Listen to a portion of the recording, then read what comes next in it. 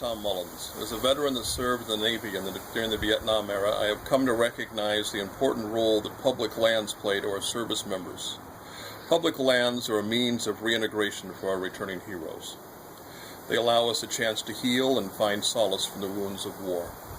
Sometimes it's hard for someone who hasn't served to understand, but when you spend a deployment or multiple deployments in a 360-degree battlefield where your senses are constantly pummeled with bullets and bombs, and so many suffer PTSD because of it, there is no greater thing when you come home than to find a peaceful, quiet area to just hike or fish or just sit and think. It's essential to those of us who served in war. Literally, some of us cannot live without it. That's why I'm here today. As a veteran, I want to talk about a vital conservation program that supports our public lands and parks all across America. The Land and Water Conservation Fund, or LWCF, created by Congress in 1965, represents a bipartisan commitment to safeguard natural areas, water resources, and our national heritage.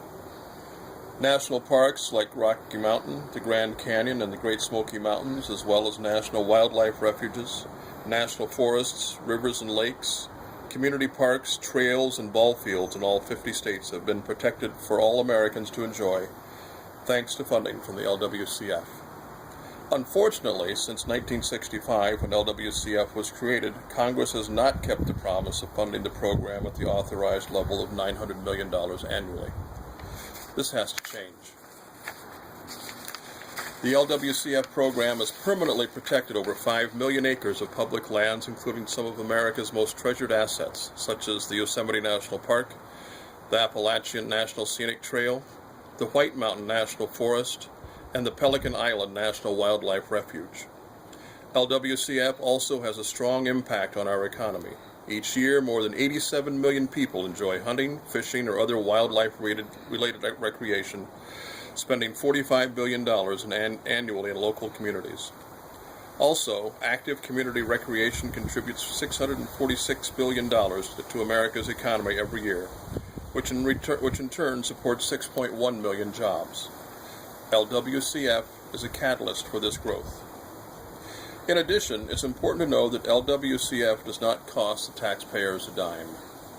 The program is funded exclusively from a small fraction of oil and gas leasing royalties on offshore drilling. It receives no funding from tax revenue, none.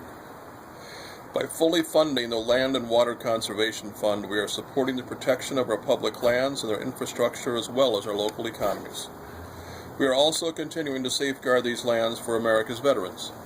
In order to do so, Congress must fully fund LWCF at the authorized level of $900 million a year. We need to send a message to Washington on the importance of this storied program. Stand with me today and support the Land and Water Conservation Fund.